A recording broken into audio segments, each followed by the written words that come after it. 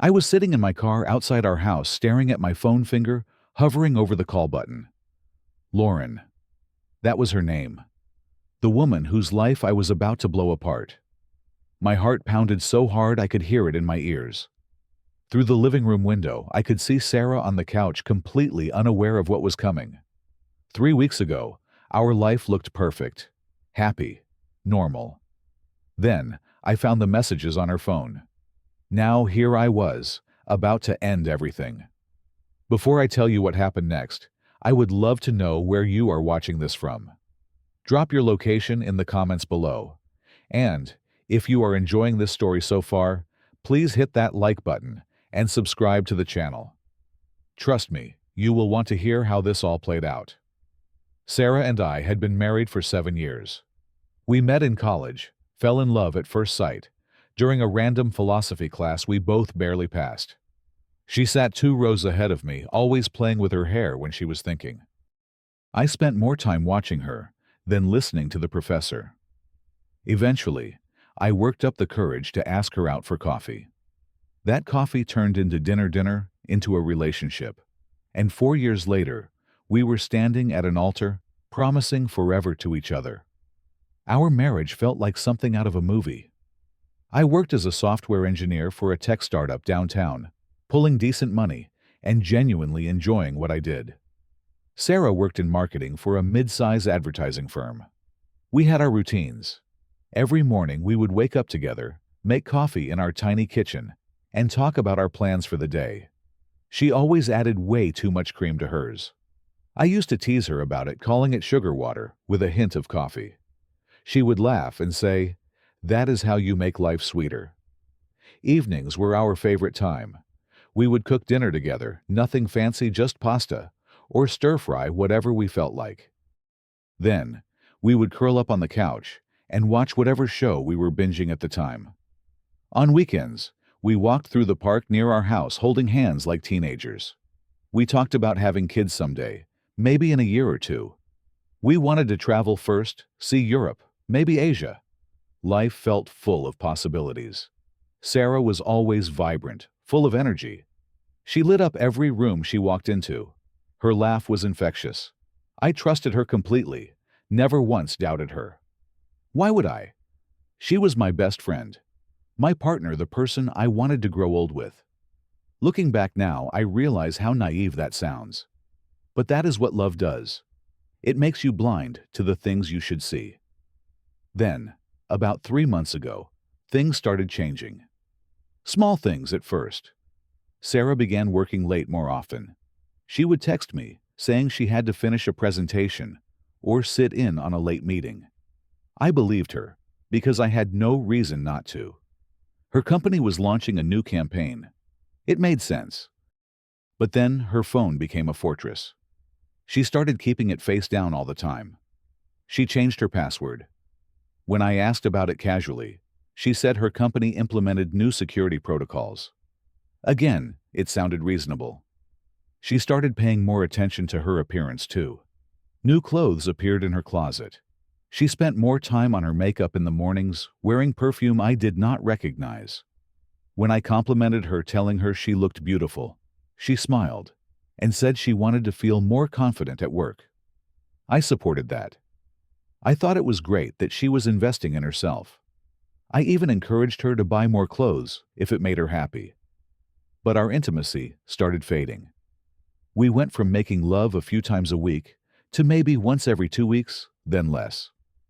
When I brought it up, Sarah said she was exhausted from work.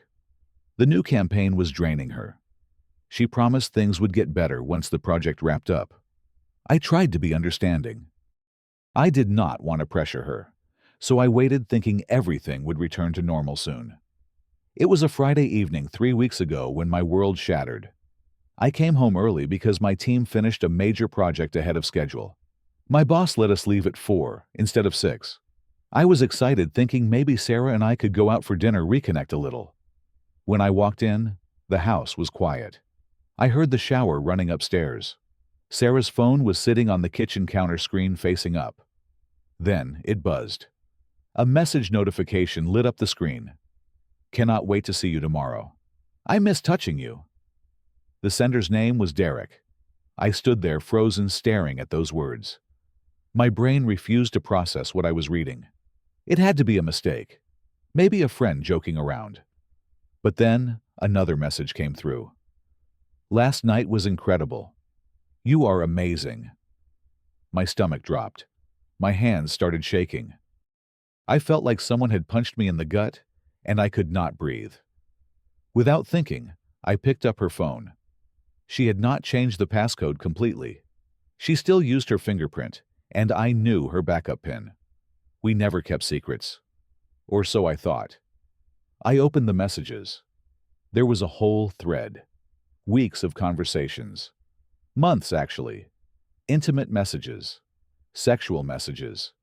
Things that made me sick to my stomach. Sarah had sent him photos I had never seen. Pictures of her in lingerie I did not know she owned. The messages went back 3 months. Exactly when she started working late. Exactly when everything started changing. I heard the water shut off upstairs. Panic shot through me. I quickly put the phone back exactly where it was and walked to the living room. I sat down on the couch, trying to control my breathing, trying to make my face look normal. Sarah came out a few minutes later, hair wet, wearing her bathrobe. She smiled at me. "You are home early." "That is a nice surprise." I forced a smile. "Yeah, we finished the project." My voice sounded strange to my own ears. Sarah did not seem to notice. She started talking about her day, about some annoying client, about wanting to order Thai food for dinner. I nodded, said yes to everything, but I was not really there. My mind was screaming. My heart was breaking into pieces. The woman I loved, the woman I trusted with everything, had been lying to me for months. She was sleeping with someone else. And she was standing there smiling at me, acting like everything was fine. That night, I barely slept. Sarah lay next to me, breathing softly, completely at peace. Meanwhile, I was staring at the ceiling, my mind racing. Part of me wanted to wake her up right then and scream at her, demand answers. But another part, the logical part, told me to wait. I needed proof. Real proof. Not just messages that could be explained away. I needed to know everything before I confronted her. The next morning, I started my investigation. Every time Sarah took a shower or went out, I grabbed her phone and took screenshots of everything. Messages, photos, call logs. I saved it all to a cloud account she did not have access to. I felt dirty doing it, like I was violating her privacy. But she had already violated our marriage vows. This was just gathering evidence. Through the messages, I learned that Derek was not some random guy. He was a former colleague from Sarah's previous job. They had run into each other at a marketing conference 3 months ago. According to their texts, they had grabbed drinks after one of the sessions to catch up. One drink turned into several. They ended up in his hotel room that night. And it did not stop there. They had been meeting up regularly ever since. What made it worse was that Derek was married too. His wife's name was Lauren. They had 2 young kids. I found his social media profiles. There were pictures of him with his family smiling at birthday parties and beach vacations. Lauren looked happy, completely unaware that her husband was destroying their family. Just like I had been unaware. The more I discovered, the angrier I became. But I kept it inside. Every day, I woke up next to Sarah, made coffee with her, talked about mundane things. At night, I ate dinner with her, watched television, went to bed. All while knowing the truth. It was torture. Pure torture. But I forced myself to act normal, because I needed time to prepare. I contacted a divorce lawyer. I met with him during my lunch breaks at work. He was straightforward. With evidence of infidelity, the divorce would be relatively simple. We started preparing paperwork. I quietly began separating our finances. I transferred money from our joint account into a personal account I opened. I started looking for a new apartment. Everything had to be perfect before I made my move. During this time, I also made a decision about Lauren. She deserved to know. Just like I deserved to have known earlier. Maybe if someone had told me sooner, I could have saved myself months of being lied to. I found her number through mutual connections on social media. It was not hard. People share everything online these days. I decided I would call Lauren. First, tell her everything, send her proof. Then, I would confront Sarah. Give her the divorce papers. Leave. Clean break. No drawn-out fights. No begging for second chances. I was done. 3 weeks of sleeping next to someone who betrayed me was 3 weeks too long. I chose a Saturday to execute my plan. That morning, Sarah said she was going shopping with a friend. I knew she was lying.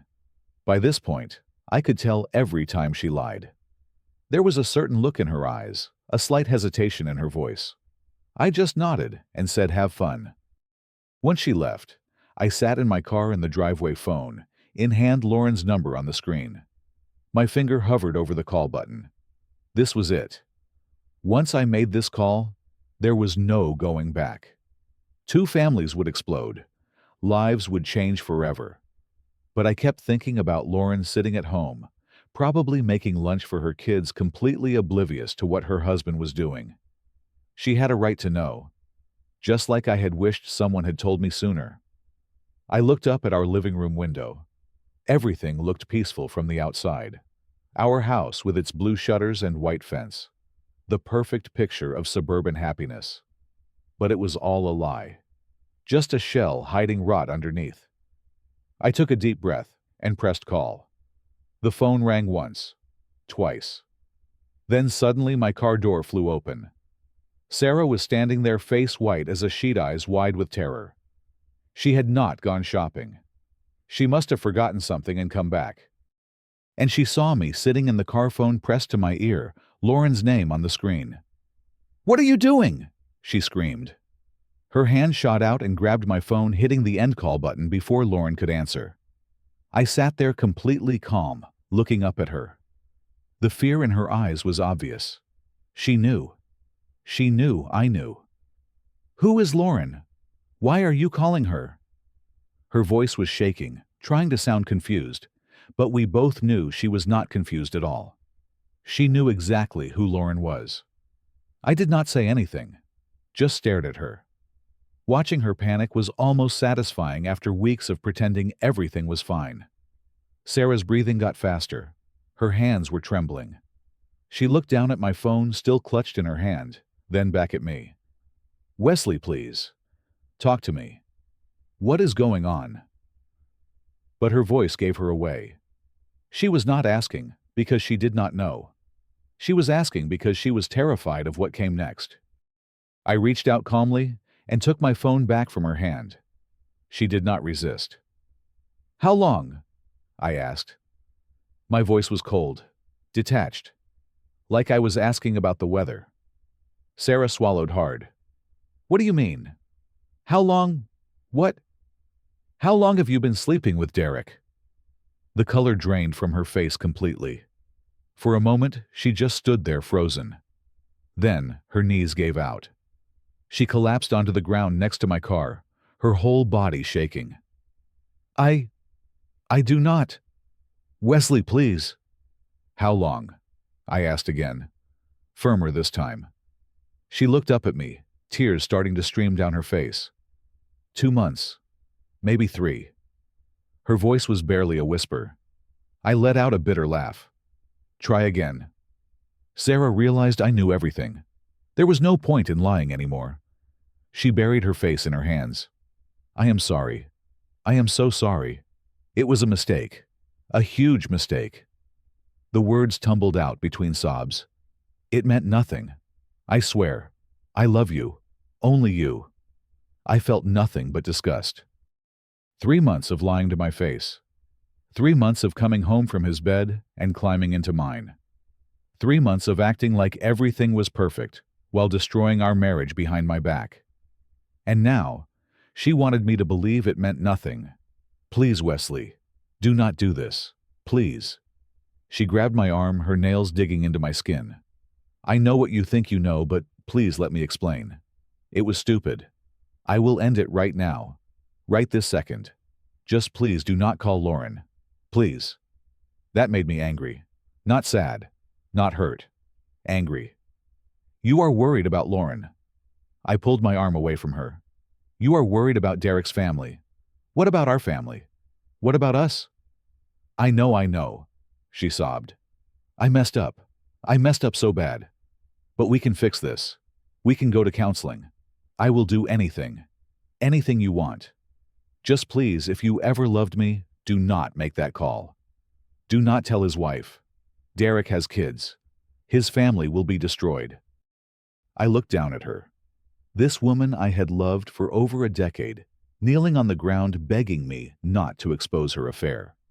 Not because she was sorry for what she did to me, but because she was worried about protecting her boyfriend's family. The irony was almost funny. I opened my car door and stepped out.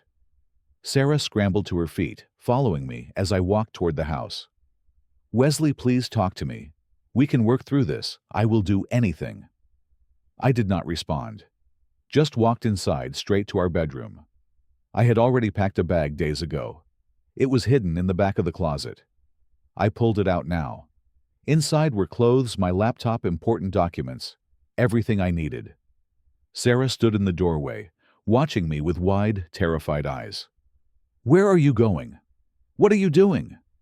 I pushed past her gently but firmly and walked back downstairs. She was right behind me, crying, pleading. Wesley, stop. Talk to me.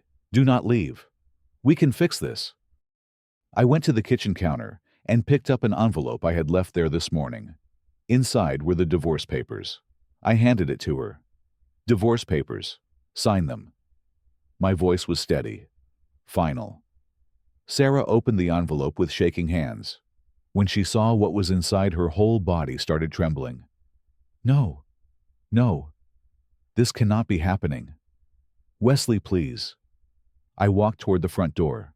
She ran after me, grabbing onto my shirt. Please, give me one more chance. I love you. I made a mistake, but I love you. I stopped and turned to face her one last time. Looked into those eyes that used to make me feel safe. Now, they just looked empty. If you loved me, you would not have done this. I pulled away from her grip and walked out the door. Got in my car. Sarah stood on the front porch, collapsing against the doorframe, sobbing uncontrollably. I looked at her in my rearview mirror as I backed out of the driveway. Part of me expected to feel something. Sadness, regret, anything. But I just felt empty and relieved. I drove away from that house, from that life, and did not look back. I ended up at a quiet coffee shop about 20 minutes away. Found a corner table away from everyone else. Ordered a black coffee I did not really want. Then I pulled out my phone and stared at Lauren's number again. Sarah had interrupted the first call, but she could not stop me now.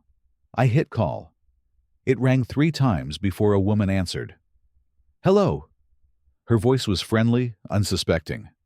My throat tightened. This was harder than I thought it would be. Hi, Lauren. My name is Wesley. I do not think we have met, but I need to tell you something about your husband, Derek. Silence on the other end. Then carefully, okay, what about him? I took a deep breath. There was no easy way to say this. Derek has been having an affair with my wife Sarah for the past 3 months. I have proof.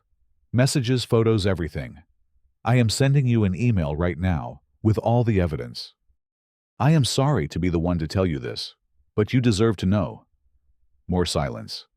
Then I heard her breathing change. Shaky, uneven. Are you sure? Her voice broke on the last word. I am sure, I said quietly. I wish I was not, but I am.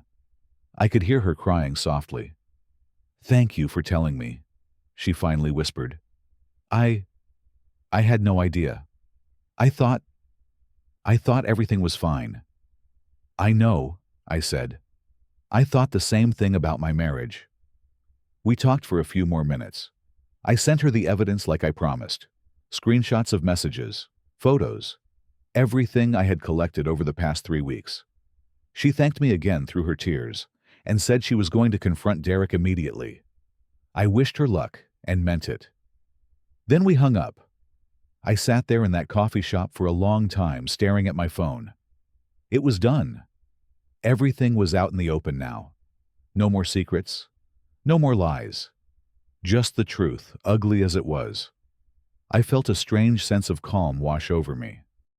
For the first time in 3 weeks, I could breathe. The next few weeks were brutal. I moved into a small apartment across town. It was nothing like our house. No memories here. No ghosts. Just empty walls and second-hand furniture.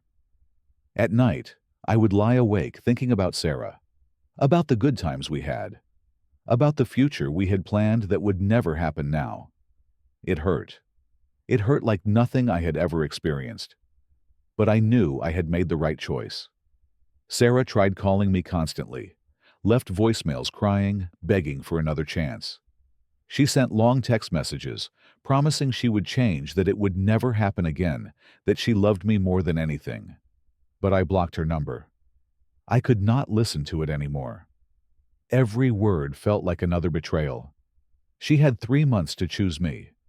She chose him instead. There was nothing left to say. I threw myself into other parts of my life. Started going to the gym every morning before work. The physical exhausted helped quiet my mind.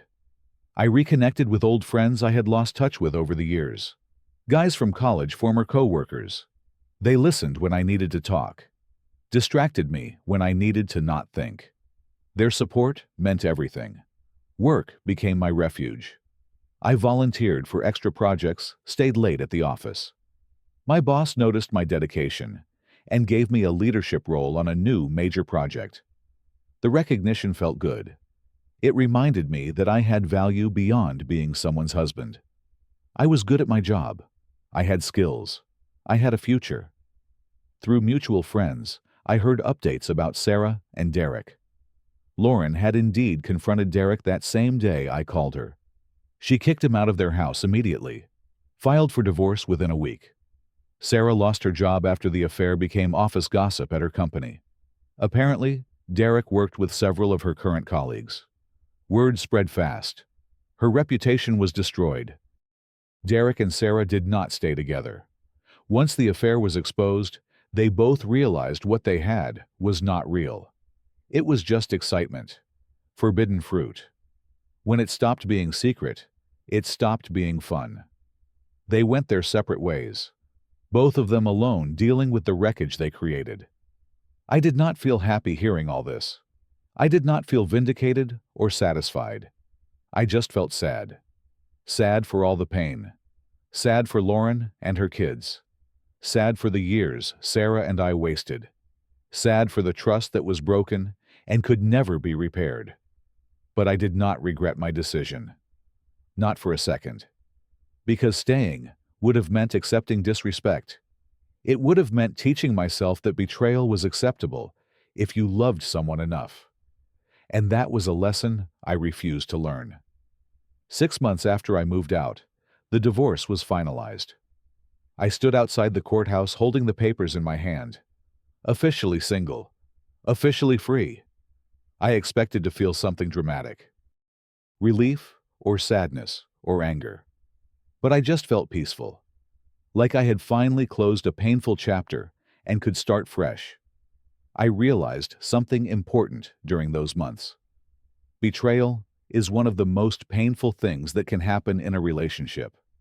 It shatters your trust, your sense of security, your belief in love.